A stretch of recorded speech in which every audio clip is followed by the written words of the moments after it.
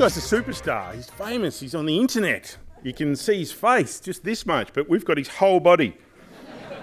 EJ is a multi-Emmy winning freelance motion design artist based out of the Mile-High city of Denver, Colorado. He loves 2D style animations made in the 3D world. He loves beer and he loves his pug named Gus. A massive thanks to Maxon for bringing him out for us. Ladies and gentlemen, EJ Hassenfratz. Hi. I just want to start out by just saying a big thank you to James and Kim for putting this all on. Being from America, I don't think we even have conferences this big, so this is like massive to have in Australia. So give a big round of applause for them. This is amazing. And it's such an absolute honor to be invited to Australia to do this and be surrounded by so many amazing, talented Aussies and Kiwis and wherever anyone else from this part of the world is from. So it's such an honor to be here and really a career highlight. Loving my time in Australia so far. Narrowly avoided some drop bears, right? That's a thing. I did an Australian funny, yes. Yes. So yeah, my name's EJ. Been doing tutorials for about, like 7 years now, doing a lot of educational stuff now, teaching people Cinema 4D. How many people have actually watched one of my tutorials at one point? Oh my goodness, I'm so sorry to all you guys. Well, thank you guys so much for watching. This is awesome. But for anyone else who doesn't know me, my main claim to fame is teaching Cinema 4D to the masses, making 3D accessible to everyone.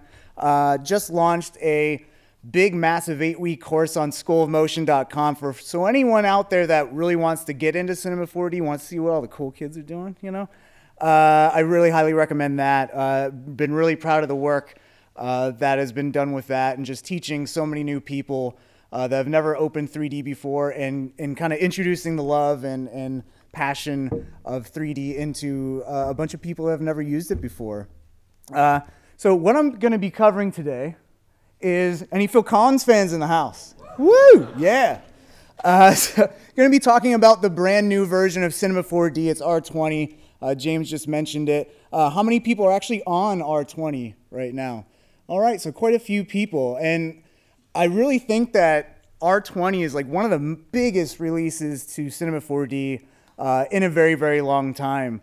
Probably since like 10 years when MoGraph was first kind of introduced and kind of brought Cinema 4D onto kind of recognition worldwide and industry-wide. And I think with that, and I'm going to be covering a lot of the R20 stuff and remixing some of my tutorials. Before I get into that, though, I just want to kind of talk to the state of the industry as far as technology goes and just kind of what's happening, because I feel like the industry's kind of getting disruptive in a way where technology is more accessible than ever. Learning it is more accessible than ever because you have schmucks like me putting out free tutorials and stuff like that.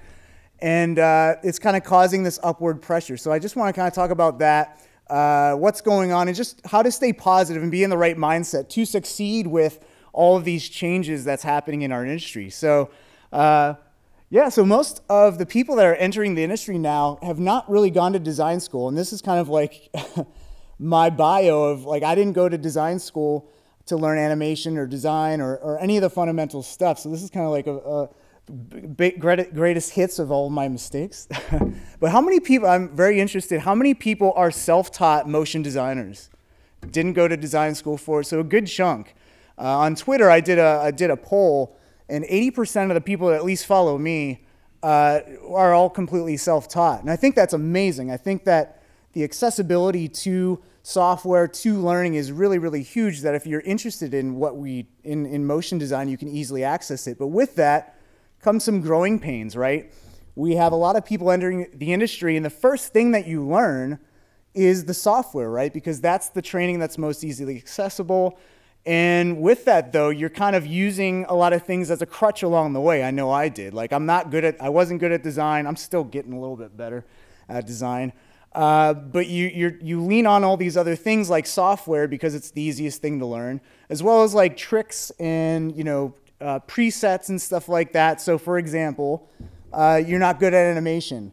download Ease and Whiz, you hit a button, wow, that looks awesome. That animates really nicely, but you really don't have an understanding of why that happens, right? And for 3D, you have MoGraph, so you only have to set a couple of keyframes and you have this awesome animation. So you really are insulated from really needing to know hardcore keyframing skills and animation fundamentals. For lighting in 3D, yeah, that's my favorite. That was my wedding song. What you have is, for me, for lighting, I didn't know how to light very well. So I'm sure a lot of us have been there where, I don't know how to light. I'm going to turn on global illumination. I'm going to throw on an HDRI. That doesn't look okay. I'm going to put on another HDRI, see how that looks. That still isn't. And you're just trying all these HDRIs when you really should know how to light something from scratch, right? So that's another crutch. So I feel like when we start getting on all these crutches and looking for all these shortcuts to help us kind of succeed in this industry, what we're doing is almost removing the skill from it, and it turns it into a bunch of button pushing. I think if we're on Instagram, you see some people's work, I feel like almost every single post Beeple's made. Familiar with Beeple? Yeah, all right. So Beeple's like really famous Instagram guy. He does an every day. That kind of makes sense. He makes a piece of art every single day, and he's been doing it for like 10 years now. It's insane. But like one of the questions is always, what software do you use? As if software is the only barrier from someone getting as good of an artist or designer as him. So I feel like that's just the perception of a lot of newcomers where, man, I could be as good of a designer, as good as an animator as that guy if I just had the right software. So I feel like that mindset, with all those things added up, with the tricks and the shortcuts, kind of turns what we do into button pushing. And when you remove the skill from what we do, it turns it into a commodity, and it commodifies MoGraph.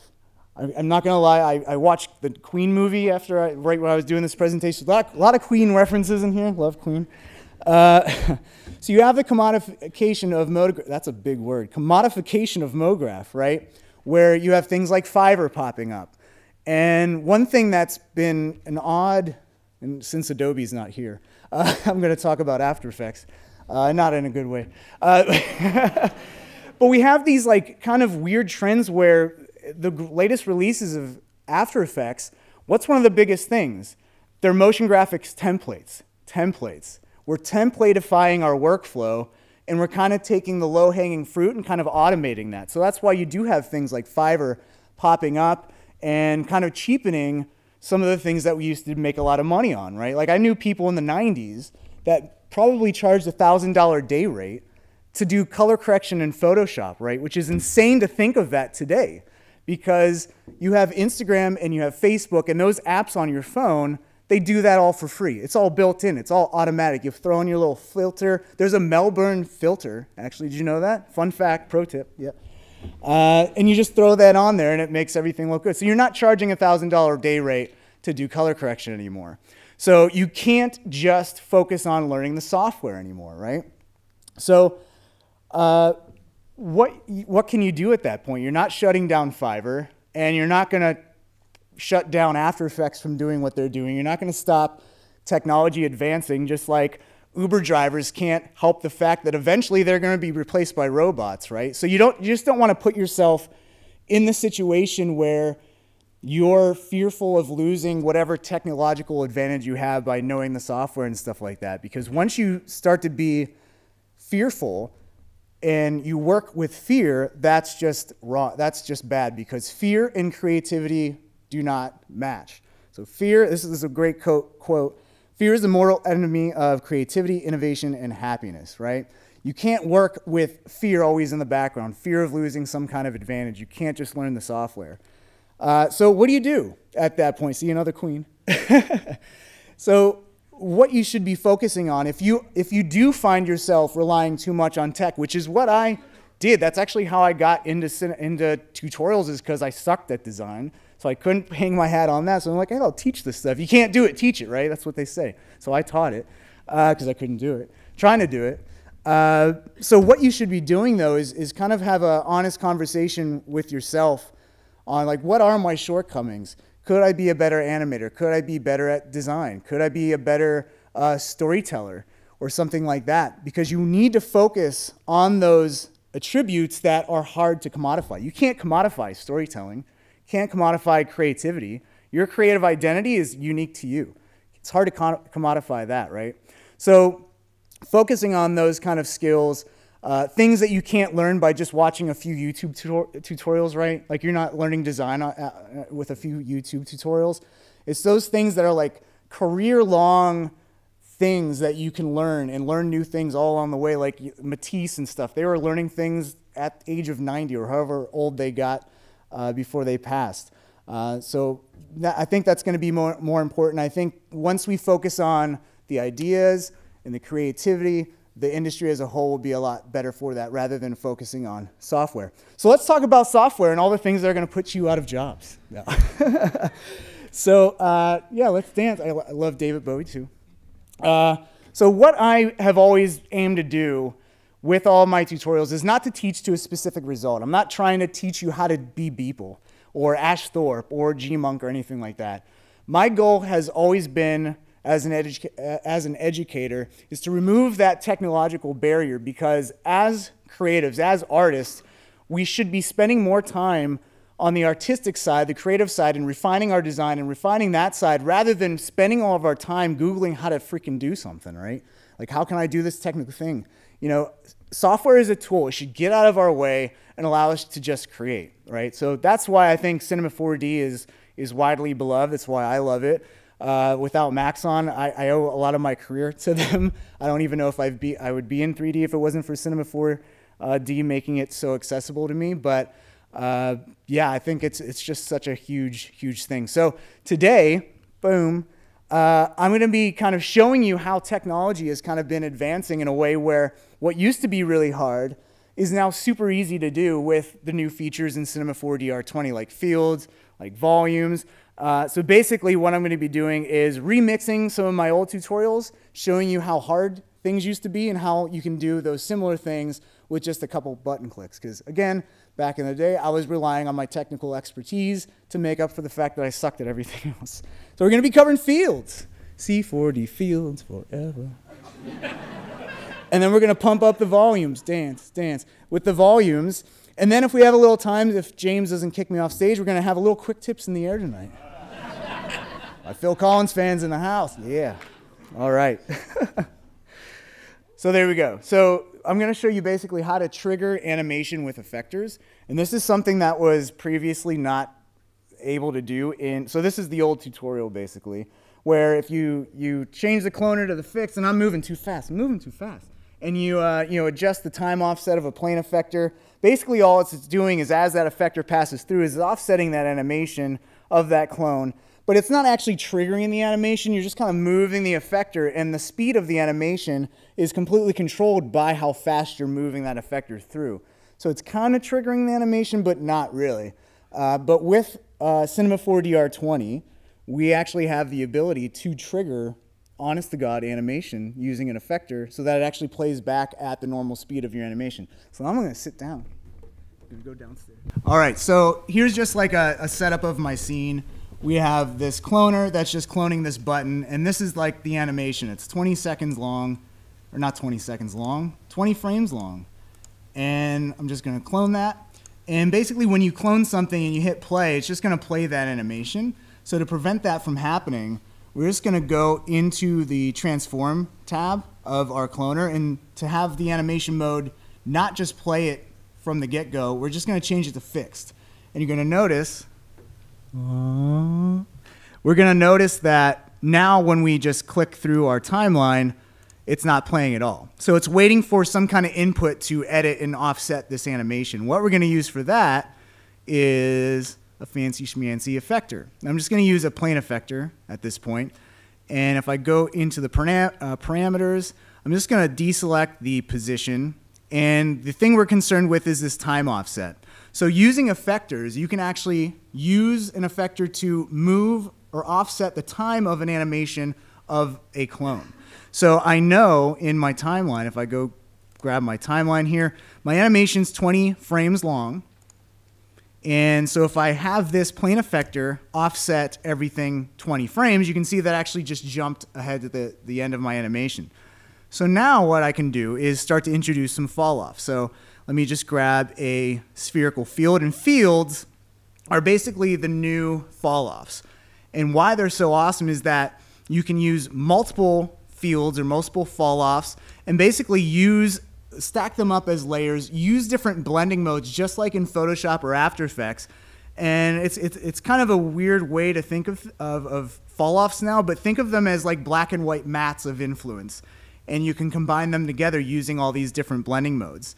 So if I go into my spherical field and just increase the size here, you can see you can actually remap the color as well. I'm just going to turn that off for now in the color remap. And if I move this around, you can see what was going on in that video example that I showed off the top, where basically you're offsetting the time of these clones, but again, it's all dependent on how fast this effector is passing through. So it's not truly triggering the animation and having it play back at the normal speed of which you keyframed those clones. So what we're going to do is go into the spherical field and just bring down the remapping. So this is either on or off. It's either affecting the object or it's not affecting the object. And actually this way here. There we go. So it's either affecting it or not. Okay. So what we can do after that is go and add something called a delay modifier layer. And what a delay modifier layer does actually just smooths out everything. So it's smoothing out the animation of the spherical field as it passes through. So you can see not too much is going on there. Let's go back into here. Let's change this to max. And basically max is the lighten blending mode, and min is darken. So that's all we're doing is kind of lightening up again, thinking of these fields as black and white layers. And you're going to see that really nothing's going on here, right? So what we're going to do is as we're passing the spherical field through, they're going away. So what we want to do is pass this effector through and have all of these, have all that animation actually stick with it. So what I'm going to do instead, let me just delete the delay effector for now. I'm going to choose a decay field. And the decay field is really cool. If I just add it there as is and hit play, I'm going to go and just move this around.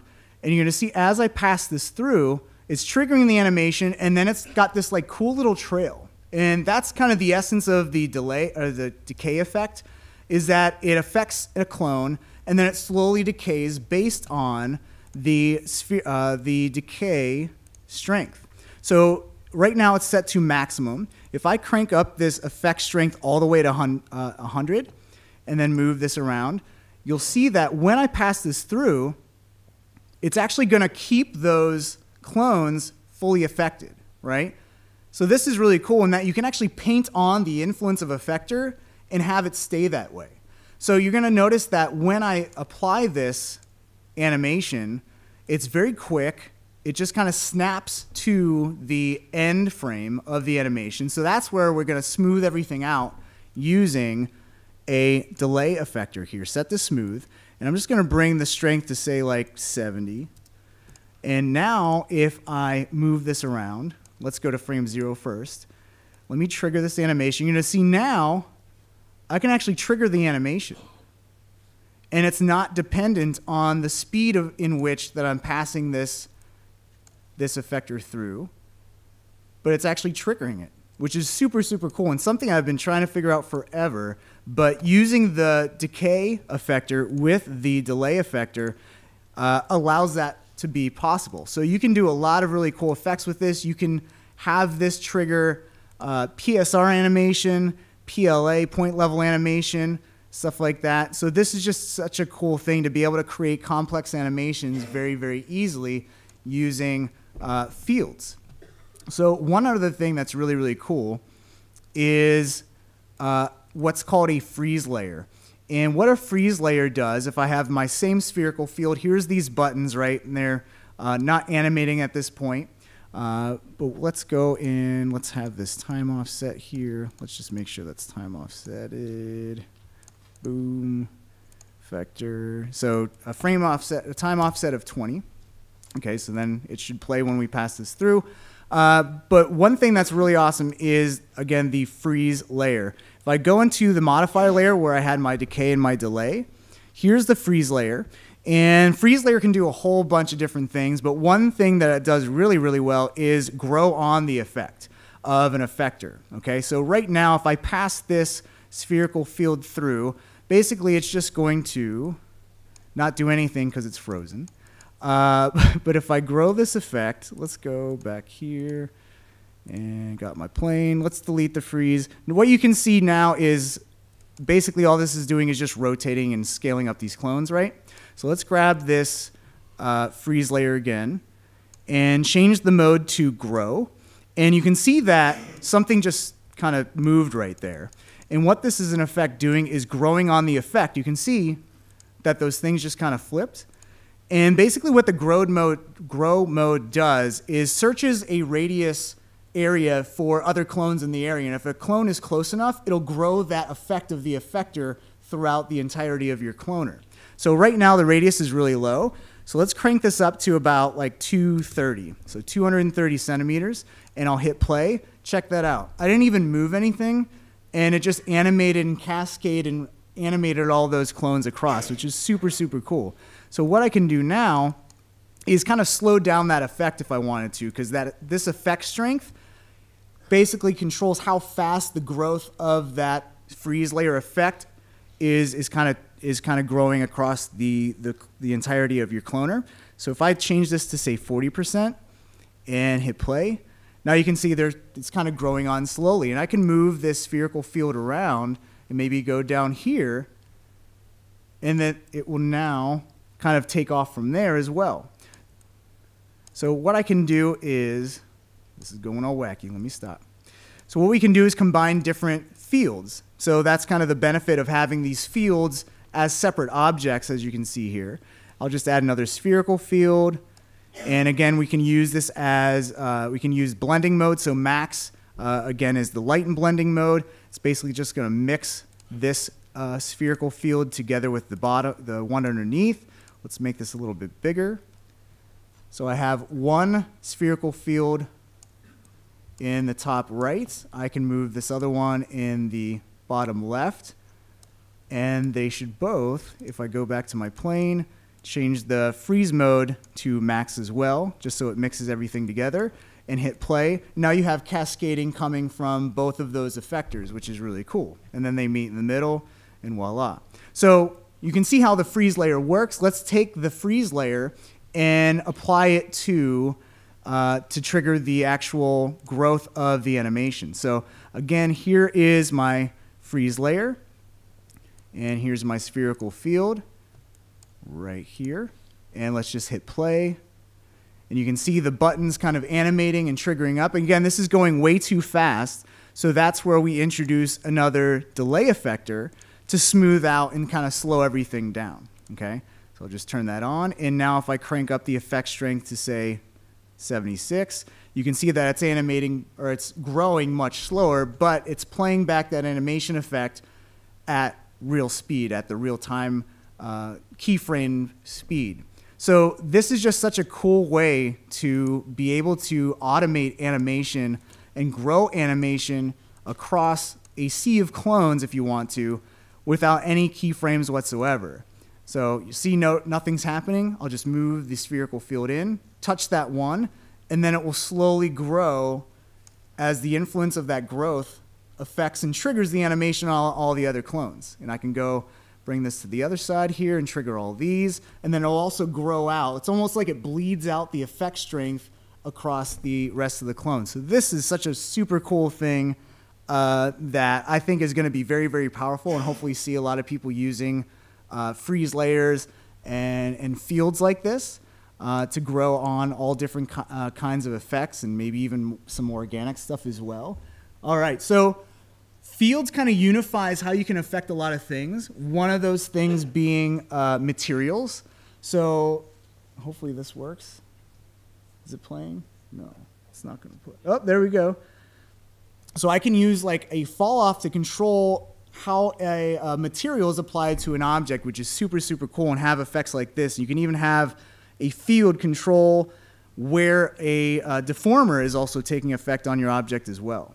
So let me go and open that. You can watch my pretty dog before I do that, though. Actually, one thing that this is a tutorial remaking in controlling materials and stuff with fields.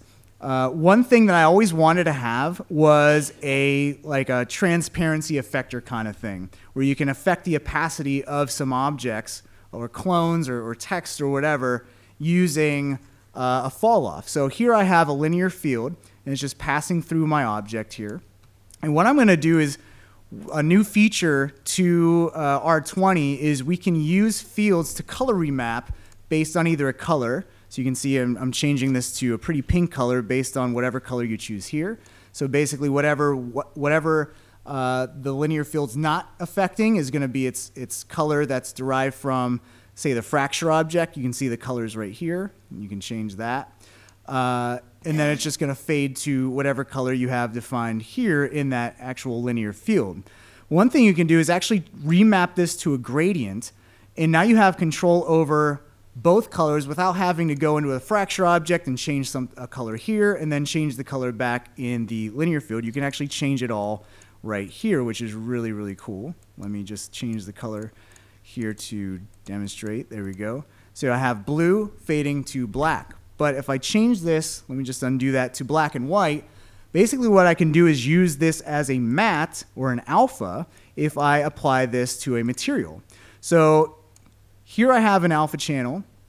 To be able to take the color information coming from effectors and stuff like that, to load that up into a material, what you can use is a MoGraph color shader. And what that's going to do, if I go ahead and apply this material to my MoText object and my fracture object here, is basically we're using the color information of the black and white gradient to affect the opacity or the alpha of our objects as this linear fall off is passing through. So if I render this, you can see, oh, missing that. You can see we're basically fading things off, which is really, really cool. And this used to take a few more steps to be able to define black on a fracture object and then white on the field and do things that way. But now you can change everything just in this gradient.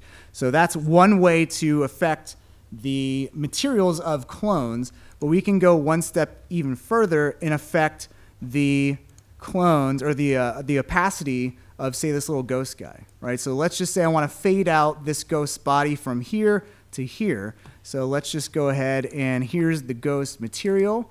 Let's go ahead and use we have the linear fall off here. And to be able to affect actual polygons, we can use vertex maps and use fields with vertex maps. So you can't just use fields with MoGraph, you can use it with a bunch of tags and deformers and stuff like that. So here's my ghost. Let's go and just add just a weight. So I'm just gonna get the paint tool, paint, there's my vertex map. And here you can use fields, okay? So I'm just gonna turn that on, and there's our little friendly freeze layer. I'm just gonna delete that. And now what I can do is use a linear field to control the vertex map. Okay, so now as I move this across, and this is something that I've been wanting for a long time in Cinema 4D, to be able to control weight maps using fields, which is really cool. So now you can see as I'm kind of controlling the strength, basically whatever's red is going to be fully affected, and whatever's yellow is not going to be affected by this field. And now what I can do, just like I used the color shader to bring in the information from effectors, the color information from effectors, I can actually use vertex map information to affect the alpha channel of a material by using a vertex map shader. So here's my effects, here's my vertex map, and then in the vertex map shader, I just need to drag and drop that vertex map in. And now what you should see is this is kind of fading now. So now I can use this linear field, move this up, and kind of fade this guy on. And this is something really, really cool that, again, you weren't able to do before this easily, at least. You can, like, you know, put a 3D gradient in a material and put that in the alpha channel and control things that way. But this is just so much easier. If you just bring the fall off down just a little bit, you can just fade little guys on and adjust the opacity of an actual material. And again, if I render this, missing a lot of stuff. you can see what's going on there. You're actually adding a 3D gradient and 3D space using effectors, which is really cool. So let's go and go into this object material. Here's just another example where instead of having it affect alpha, I'm actually having this affect two different materials. So here I have the gold material. There's my alpha channel. I have the vertex map in here, okay? And then here's my marble material using the same vertex map, and then I just check on invert. So now whatever's in the influence of the linear effector is going to get one material, and whatever's outside the influence is going to get another material. So now I can just animate this kind of material transition, which is super, super cool. And again, this is a very tiny fall off, just the length of 0.5, but I can have this actually fade on, which is really cool. So you're fading from gold or from marble to gold, which is super, super cool. And again, this is something that would have been very hard to do before, but is very easy.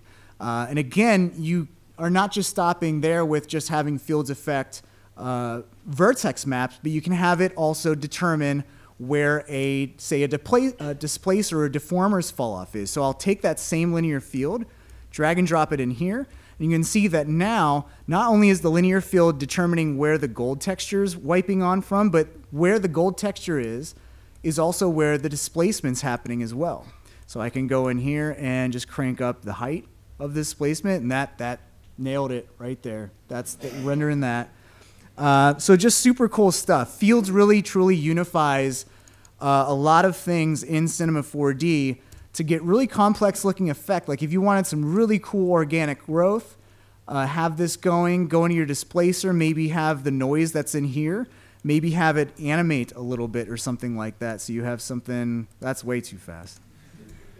Something like that. And you know, have some really cool animation like that, doing that little thingy. And yeah, I just think it's so extremely powerful now. I think Fields is one of those things where it's kind of really hard to get grasp of at first, but once you get the hang of it, it's like there's so many possibilities of how you can use it across all areas of MoGraph and materials and deformers and all kinds of stuff like that.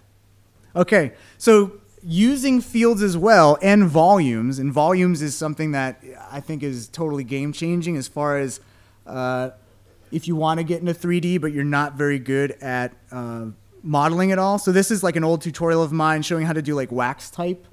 And they used to have a bunch of different things, a smoothing deformer, and a lot of these technical things that are on the screen right now. It used to be very hard, had a lot of steps to do to really tweak this and dial in the effect of this kind of wax type. But using volumes, it's so completely easy to do now. So here we have some text. There we go. And basically, if I wanted to make like bubble text or something like that, what I would do is just throw all these objects into a volume builder. Now, if I drag all these in there, you're going to see everything becomes kind of pixelated. Now, if you think of, these are basically voxels, right? 3D voxels, and basically voxels are 3D pixels. And right now, the voxel size is very big, so it's very like 3D pixelated. So the smaller the voxel size, the more definition of that original object you get. Just like the smaller the resolution size or the pixel size, the more detail you get in an image. So if I bring this voxel size to say like 2, there's a lot of our original form of our letters. And the great thing about this is we can use the volumes to kind of use Boolean modes to either add or subtract all of these different objects from one another. And right now they don't look very unified. Really, we have things kind of poking through.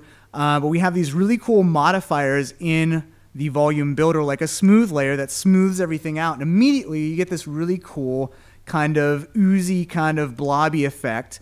And if I go to my smooth layer, you can adjust the strength of that. So we can get, you know, if I just had this move out, if you wanted to make bubble text or something like that for a print ad or whatever you want to do.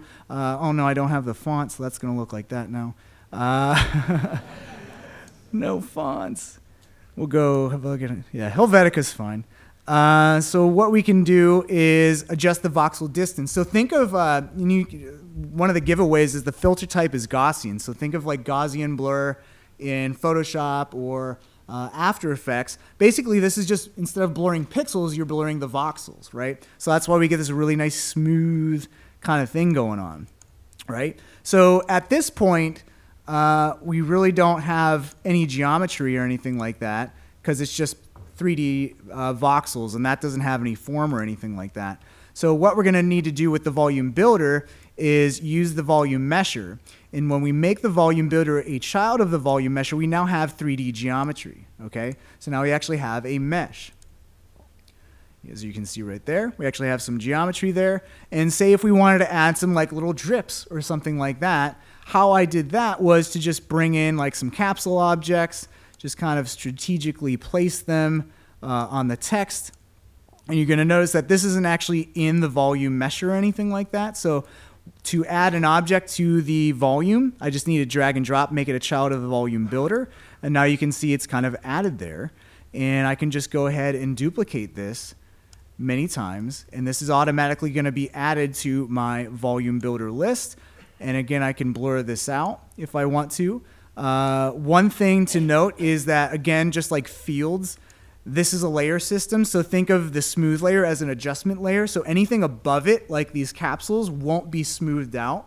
So to smooth these capsules to blend in more with the letters, I'll just move the smooth layer up, and you can see they're nice and smooth now. So we got this nice ooey gooey kind of thing. And the cool thing is you can even like animate all of these. Oh no, it's Helvetica-ized all of them. It just doesn't have that much oomph anymore.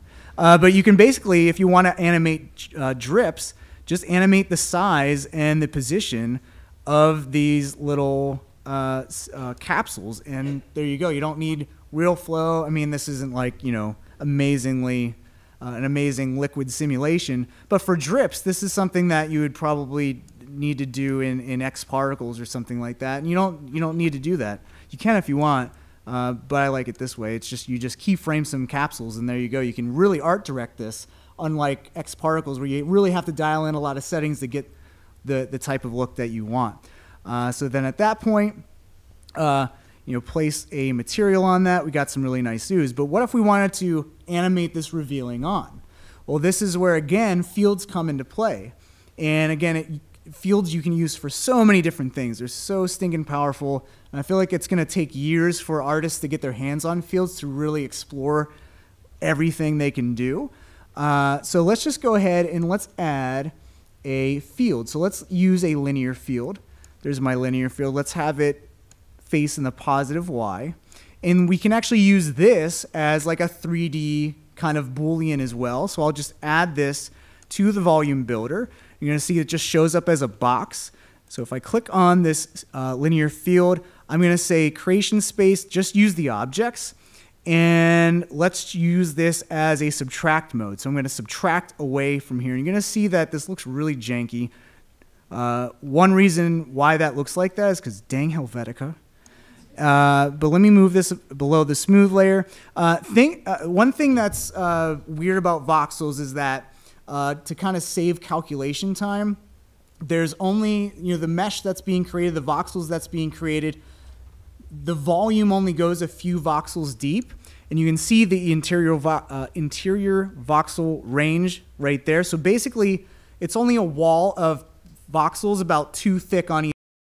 So to actually have like a full volume represented, we're going to go and increase this to say 13, and now you'll see that we have much more voxels, and we can actually go and subtract all those inner voxels from this mesh. And as I move this linear field through, it's actually controlling the, it's actually removing those voxels and removing the mesh, and I can actually just, you know, animate on this effect. And actually this is going the wrong way, so let's go and go do a negative. And now we can have this kind of reveal on like this. And again, think of fields as mattes, like 3D matte layers, black and white matte layers. What we can do is maybe instead of having this so linear, we can add some like turbulent noise or something like that to that. So we're going to go and use a, let's use a shader field. And to combine these two together, to create one field, I'm going to use a group field to group them together. So here's my group field. Just going to combine both of these together. And so there's my linear field. There's my shader field. Again, I'm going to go into this group field, and in the volume builder, change this to subtract, and again, change this to objects. And let's just make sure everything's good here. So right now, again, we need to think of these as layers. Right now, the shader field is overwriting the linear field. So let's just change this to max right there. And again, we need to change the voxel here. Let's actually do overlay. And let's go and grab some noise. So now we have some noise breaking up the uniformity of all that. And let's just choose Booyah, because that's fun to say. And then scale up the noise there. So now we don't have this kind of linear transition anymore. We have this really cool organic type of effect working as well. And let's just place this under here, and there we go. And now I can just add this linear field, and now it's way more organic. And we can adjust the, the size of the actual noise being used here to make this way more blobby, something like that. So you can see that it's a lot more organic now, and you can have this really cool like liquidy reveal that sucks using Helvetica. Damn it. Oh well. Okay. So I mean that's easy. That's so easy to do now, doing kind of liquid reveal effects and stuff like that. Again, you don't need X particles or anything like that. Here, hopefully this actually, yeah. So here's without the Helvetica-ized version. It's actually still intact with the this laptop, man. It's slow. There we go. We got this really cool reveal. And again, the drips are also, you can animate those as well. We got those really cool droopy, drippy things. Really, really awesome stuff. All using fields. Another thing that's really cool is, and that was kind of like snot kind of texture kind of thing. If you wanted to say, in America at least, there's this really cool Hershey's commercial, Hershey's ad with like a Bruno Mars 24 karat gold song to it. And it shows there's a shot that has like a background, and this is just a cube, and it's like this background of chocolate, and the letters kind of push out to reveal like chocolate or Hershey's or whatever. So basically you just add a cube to that volume builder that meshes and smooths out the text with the background cube to make it look like these letters are kind of being pushed from behind here if we just move the text. So there we go. Let's move the text forward slowly. So basically with just a few keyframes, positional keyframes to move these things forward, we can basically reveal on this GUI logo or text or whatever you want to use, like so. And then instead of the snot texture, some chocolate, boom, and there we go. So this is kind of like such an easy version of like the wax type tutorial that I did that was using a bunch of different deformers, had way more things to set up, but this is just so stinking easy. You place objects into the volume builder, blur those voxels out, mesh it, and you get this really cool organic looking animation very easily. And again, the name of the game is just the accessibility to do all these complex things. Well, that looks at least complex, but being able to do it easily and be able to art direct, and again, not spend all this time on the technical side. So one thing that's amazing is repurposing some of my older tutorials and old techniques, and then using voxels and volume and stuff like that. We can do really cool things like mesh morphing between different shapes. And this is just numbers. But here's the old tutorial. I have an old tutorial on how you can basically morph between splines. So you build splines using matrices, matrix objects, connect them together using a spline, use a sweep, and then basically use an inheritance effector, which moves all the matrices from one object to the other. And by controlling the strength of that inheritance, you can then have this really cool spline morph. So if you take that same concept and use that, the matrices along with the inheritance, or the inheritance effector, you can get really cool morphs using actual meshes. So matrices are basically like placeholder little objects. They don't render or anything like that. But if we place a matrices in a volume builder, it creates a bunch of voxels. And if I mesh that, we get an actual volume. So this is just some matrices that are cloned onto a MoText object. and it's going to turn to Helvetica if I touch anything, so I don't want to do that. So we got the volume builder and the volume mesher going on. I'll just turn that volume mesher off right now. But basically what the inheritance effector does is allows you to move the matrices that are basically just covering the volume of that number, and say all of those matrices go to the other volume here. So basically we just have the volumes being built by matrices, and using the inheritance effector, we can just morph between both of those matrices setups. And let me just turn that off. And here's the inheritance. And if I adjust the strength, basically all this effect is being driven by, if I turn off that volume builder, all these little matrices going from the volume that they're cloned onto the volume of 1, and then using the inheritance, we're actually just moving all of those positions of those matrices to the volume form of 2, and then you volume build that, mesh that, and we got this really cool blobby kind of effect. And you can do this for even more complex things. I have this balloon animal morph. Let me actually just show the video, because this might catch this laptop on fire. Oh, that's just that. I have a balloon animal one. There we go. I think it's this one.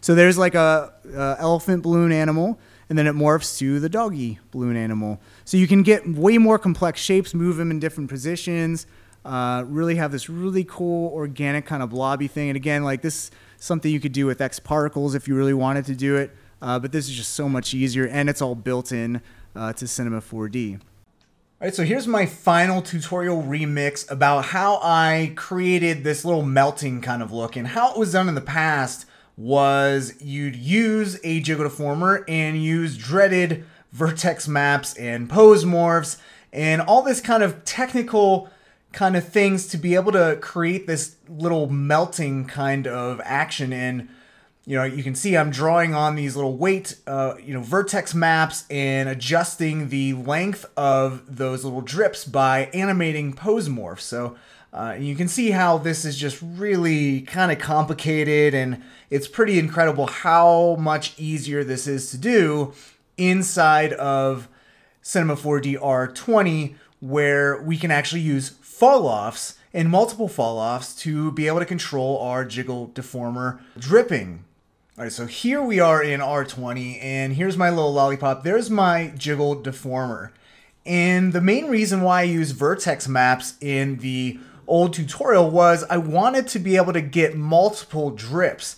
And in the previous fall-off system, you were limited to just one fall-off shape. And that's why I use the whole vertex map workflows, because you could paint on little different areas, use the pose morph to be able to adjust and control each one of those little drips there, okay? So with this new field system, we can actually use multiple spherical fields, or however many fields we want to use. And so let me just grab this spherical field, grab this other spherical field. Should probably rename them differently so we know what the heck is which one. So 1 and 2. And just make sure that these fall-offs are kind of touching and encompassing a different part of our lollipop here, okay? So these fields are controlling where this jiggle deformer strength is actually going on. So if I hit play, you're gonna see nothing is really happening at all. But something that's cool about the jiggle deformer is you can actually use this kind of jiggly property, this jiggle deformer, to apply gravity. And if I bring this negative gravity down, you can see everything just kind of droops down, which is super cool. It looks like this is melting in a way. So you can see that as I move these spherical fields around, it's drooping based off this jiggle deformer with this gravity. So you can see that when I apply these spherical fields and move them away, they're just kind of undrooping in a way. And what you want to do is be able to basically move these spherical fields around to trigger the drooping and then pull it away to maybe droop somewhere else and kind of add on to it.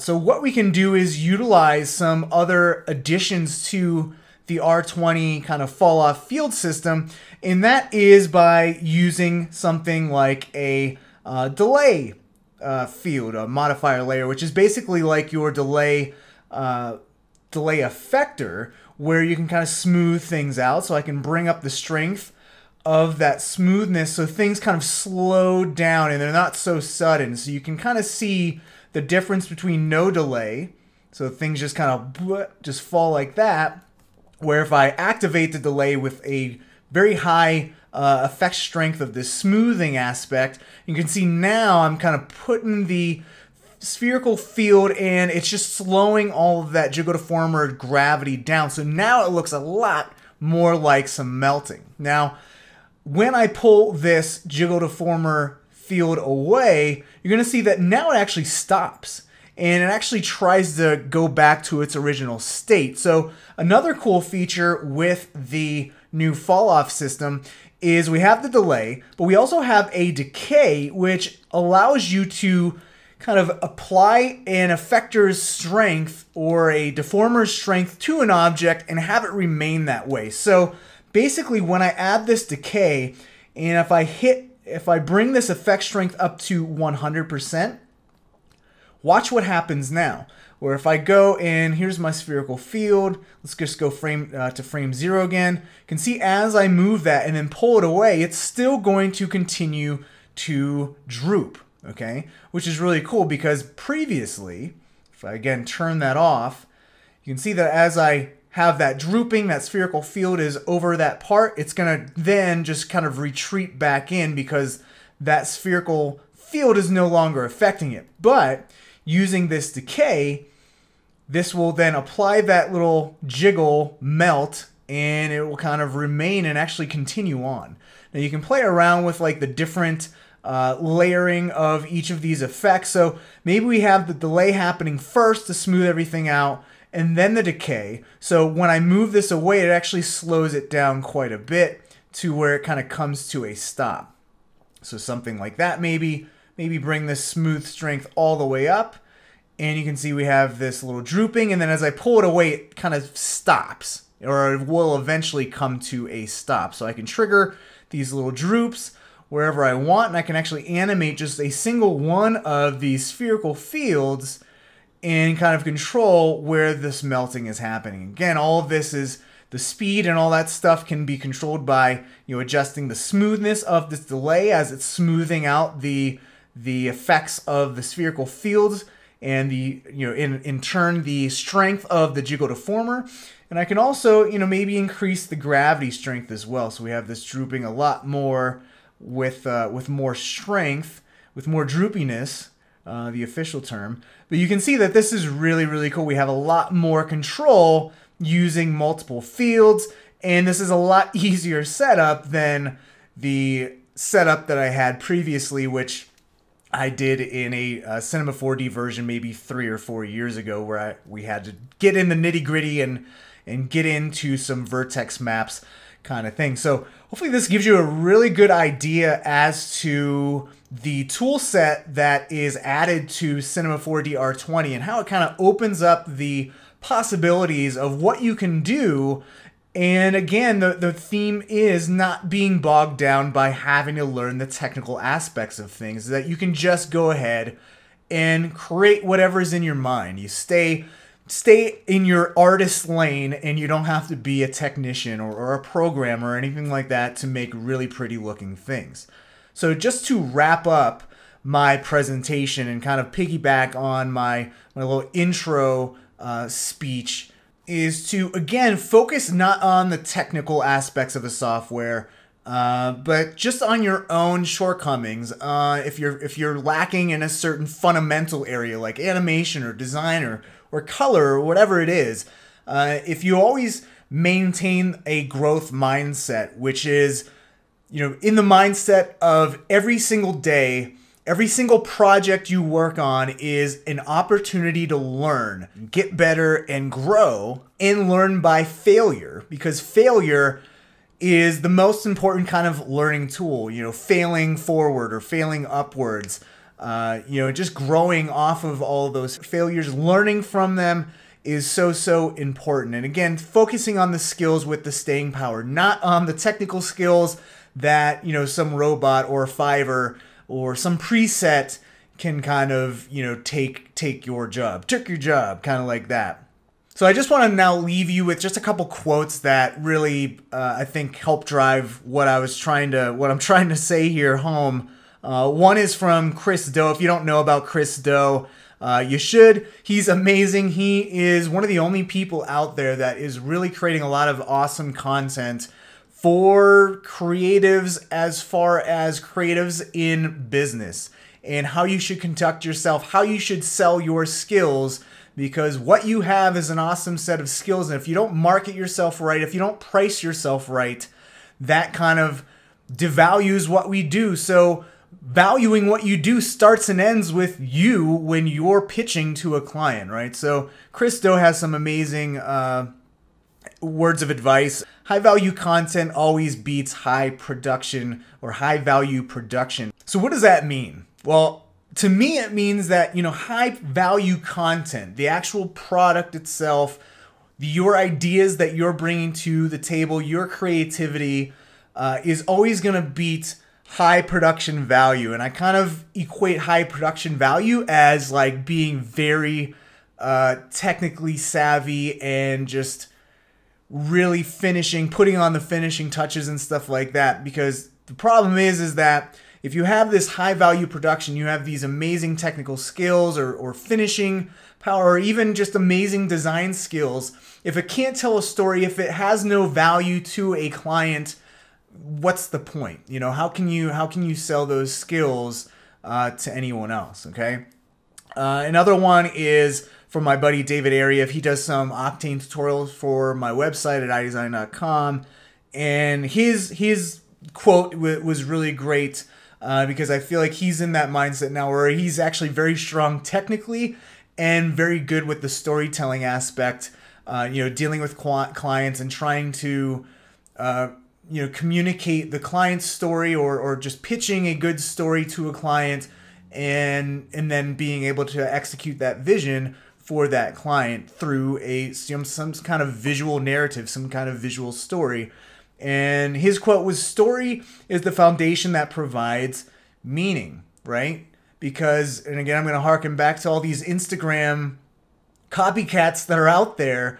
You just kind of see these like bleak post-apocalyptic landscapes. And what's the meaning there? Like, what are you just trying to get those dope ass likes, like I said? Or, what is the point? I mean, creating for creation's sake is fine, but at the end of the day, if you want to build a career out of what we're doing, you need to be able to tell a story. Your art has to have some kind of meaning for someone to even place some kind of value on it. If everything's the same, then everything's commodified. Nothing really has that much value. But if everything's unique, if what you're creating is unique to you, it tells the story, it has a unique story, that's what provides the meaning. And I feel like that's what provides the meaning of our careers in general. Yeah, round of applause for EJ, everyone. Oh, thank you, guys. So glad we had you here because you're pretty good at talking. It is such an honor to be here. Totally. Like, thank you guys so much for coming out to this. Again, I'm so blown away by the community here, and just the community throughout the industry is just so cool, and it makes it such a pleasure to be a part of it. So yeah, thank you guys so much. Lots of great tips too. Yeah, thanks. Thank you. I'm excited. There was a few things there, like chucking the linear field inside the volume. I didn't know you could do that. Yeah, it was awesome. There's so many things you can do with that. Again, if fields are kind of this thing where surface level, it's like, how does this work? Yeah. But once it clicks and you understand the new system, because it's just almost like you have to unlearn the old fall-off system and relearn this one. And there's kind of things that are happening that you can't see, like as you well described it, a black and white map. Think of it as a black and white map. Once I was explained to it this way, Thanasis, who is amazing, he works for Maxon occasionally. He does a lot of work on Cineversity. I want to plug Cineversity.com. We're actually working on a whole series that covers fields, and really, if you really want to know the technical behind the scenes stuff to make sense of it, definitely check out the Cineversity stuff. But Thanasis did some tutorials for that, and he told me basically how to think of things like that, and that just like it clicked, and I'm like, oh my god, I'm gonna go nuts. Yeah, and if you own Cinema 4D or if you buy it, you get access to Cineversity, which is normally worth $300 US a year, I think, and it's heaps of good tutorials. Let's go to the audience for some questions.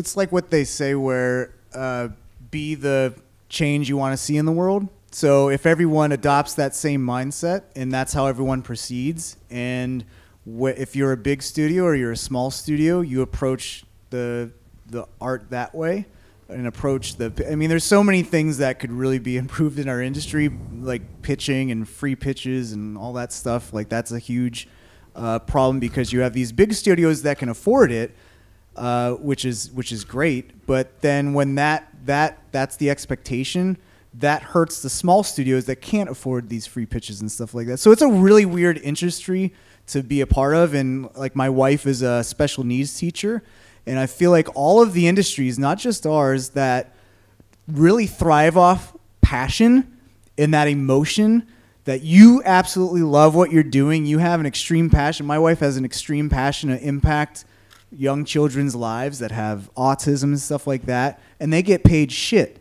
right? Because they know that we're all going to do this for free, probably, if you let us, because we just love doing this so much. So it's any creative field. Like in the music industry, there's people that are really getting undercut. They're not getting paid for anything. So I think it's going to take like a ground roots effort to, whether that be, you know, in the States, we have the Freelancers Union that's based out of New York City, which just tries to set like a good, because I think the problem is that we have all these freelancers now too, which a lot of people don't understand. When you become a freelancer, you also become your own business. So if you suck at business, you're going to get run through the ringer when you actually deal with clients and stuff. So it's this growing pain as we kind of, the industry evolves, and as more of the market goes to smaller studios and more freelancers. And I think that's it. I think what I said at the beginning, where set the standard, be the change you want to see in the industry, because if we all put forth the effort to adopt that mindset, to place the value on creativity and stuff like that, I think that'll then trickle down to some of the younger folks that are entering the industry that are, again, the hashtag dope ass likes. That's what they're trying to really attain. And that's not what it's all about. Because if you're copying someone else's work, like all this desolate, you know, end of world looking 3D renders and everything's very lifelike, like Nike's not going to want that. Like, do brands actually want that, or is it just like DJ work? And like the DJ like visual work is very small niche market. So it's a very interesting times for sure. Jess, big fan. Oh, thank you.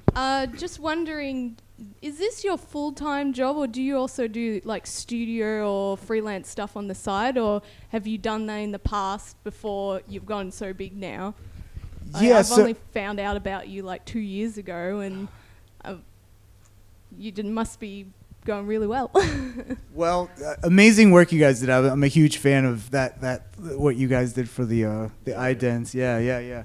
And it's very flattering that you actually, someone so talented, actually watch my crap. But it's funny because I was telling people, since I started doing the School of Motion thing, I'm getting more involved with the teaching. And again, like going back to the question that was asked is, be the change you want to see. So when I did my course, we never lost sight of the fact that you don't want to just teach the software. You also want to be like, well, what's the color? What's your color palette going to be when you hand in your assignment and stuff like that? So the School of Motion thing I did at the beginning of the year, and I've done like maybe 3 client projects since then, this whole entire year. So maybe a month worth of client work. So this year is probably the least amount of client work I've ever done.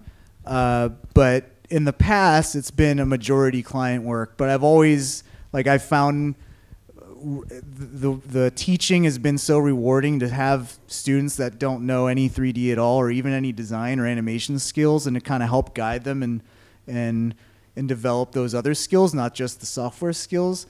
That's really rewarding to me, because I feel like in a lot of schools, you're just the instructors are just teaching to here's how to learn Maya, here's how to do this, but you know the software, but have you spent any time at all developing your creative identity, discovering your own style, what you like, or are these? It's a weird thing, because I'll get emails all the time where someone will be at some big art school and they'll say, hey, thanks so much for your tutorials. You teach me more than your instructor does. So I feel like we have some of these old hats that are teaching in our school systems, and they're just really stuck in their ways, and they're just here, learn this and whatever. I don't care.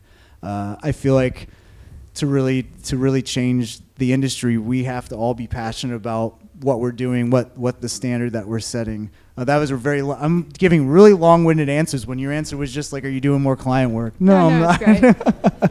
Thanks. Thank you. Unfortunately, we have to wrap it up already. I'm sad. Kicking me out already. But the good news is, EJ loves beer. So I'll be there. I'll be So there. he all will be night. at the after party, naked, covered in honey mead. No, not the naked bit. Okay, first the drop bears, and Yeah. now this. What do Yeah. you Australians do here? Yeah, not much. Is that for fun? So EJ will be at the after party. Hit him up with lots of questions. So hopefully what I was just babbling about made some kind of sense to you or resonated with you in some way. And I just wanted to thank you guys so much for having me at Note. It's been such a fantastic experience. And thank you guys just so much for your attention and for listening.